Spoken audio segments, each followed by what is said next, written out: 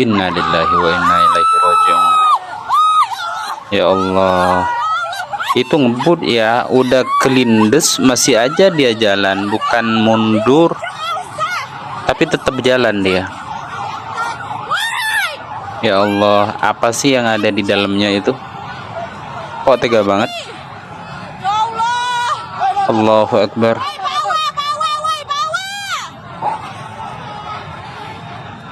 Ya Allah. Ya Allah, benar-benar diinjak.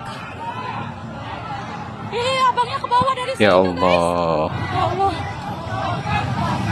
Merinding sebadan-badan. Aku dapat banget videonya. Udah. Polisinya nggak mau berhenti. Ya Allah, kasihan abang gojeknya.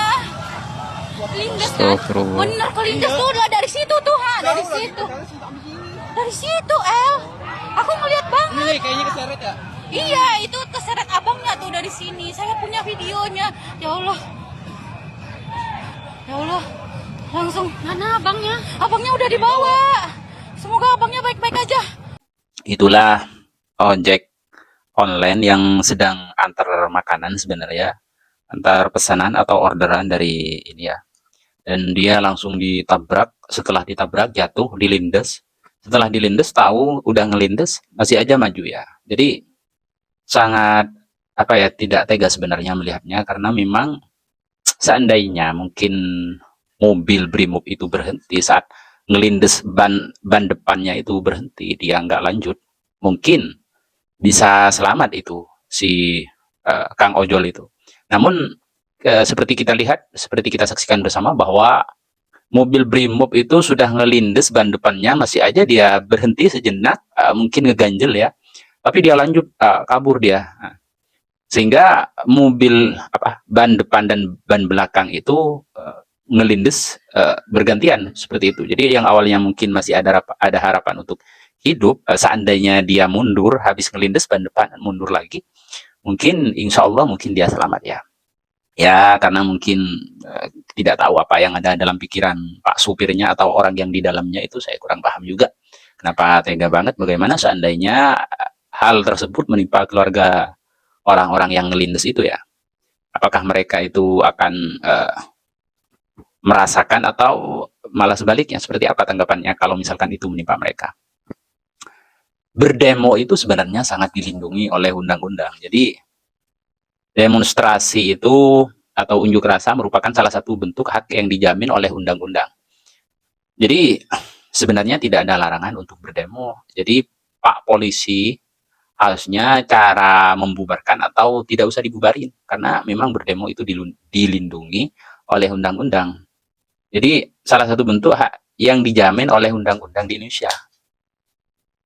Seperti itu. Jadi kalau misalkan dihalau pakai mobil taktis, yang memang mobil itu fungsi mobil taktis itu sebenarnya memiliki fungsi vital dalam menjaga keamanan negara. Yang kedua, kendaraan ini masuk dalam strategi pertahanan keamanan untuk melindungi masyarakat. Melindungi masyarakat, bukan melindes masyarakat. Dan menjaga stabilitas nasional. Kalau sudah demo, sebenarnya negara tidak baik-baik saja ya. Namun tidak baik-baik saja bukan disebabkan oleh masyarakat atau rakyat Indonesia sendiri, akan tetapi oleh para pejabat-pejabat, lebih-lebih DPR yang kemarin itu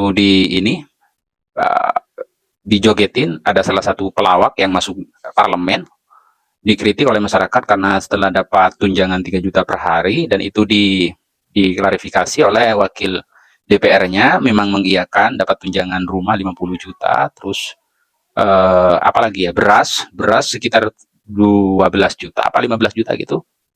Banyak sekali macam-macam tunjangannya, dan itu diiyakan oleh wakil DPR-nya. Tapi setelah diprotes oleh masyarakat karena berjoget-joget, bergembira di tengah-tengah sulitnya lapangan pekerjaan untuk rakyat kecil, sulitnya ekonomi di bawah, di rakyat kecil, dengan segala macam dipajakin ya, artinya orang-orang kecil dipajakin dengan segala macam pajak.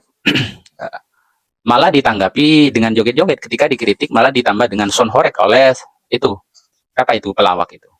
Harusnya cara menanggapinya bukan seperti itu. Ente itu dibayar oleh pajak rakyat.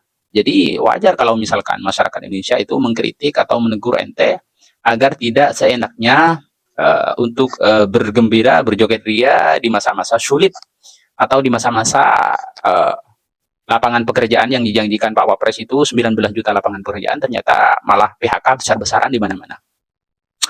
Malah para pejabat, terutama DPR-nya itu berjoget ria dengan apa ya, gaji sehari 3 juta, tunjangan sehari 3 juta, luar biasa. Bagaimana rakyat tidak marah, bagaimana rakyat tidak kecewa, setelah dikritik malah ditambahin joget pakai sound horeg seperti itu.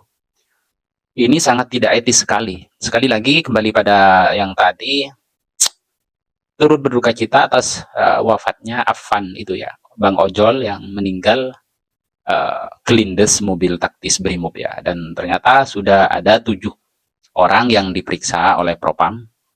Jadi sudah diperiksa, tidak tahu prosesnya bagaimana, kita ikuti berita selanjutnya dan semoga mereka para pelaku ini diberi hukuman yang sesuai yang berlaku di Republik ini. Jadi membunuh rakyat biasa dengan disengaja tentunya. Kalau tidak disengaja, dia tidak mengebut di tengah-tengah ramainya orang di tengah jalan, itu malah ngebut. Setelah kelindes malah ngebut lagi, ditambah lagi. Itu sangat tidak elok dan tidak pantas sekali sebenarnya, karena mereka itu digaji oleh rakyat, mereka itu dibiayai atau diambil gajinya dari jerih payah pajak rakyat.